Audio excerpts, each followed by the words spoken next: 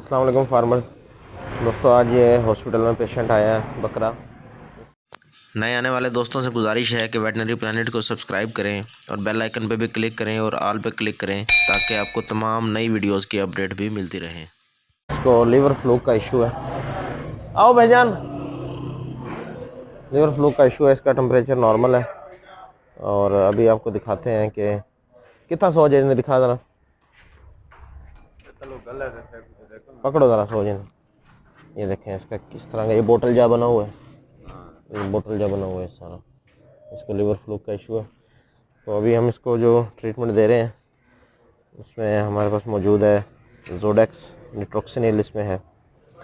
तो ये हम इसको लगाएंगे और इसके इंडिकेशंस आप देख सकते हैं कि ये किस लिए इस्तेमाल होता है। और इसकी जो डोज है वो 10 mg पर kg बॉडी वेट के हिसाब से, ठीक है। यानी कि 1 ml इसका तकरीबन 25 to 30 kg बॉडी वेट के हिसाब से लगेगा। वो हम इसको भी सबकट लगाएंगे। उम्मीद करता हूँ वीडियो को पसंद आई होगी। अल्लाह हाफिज़।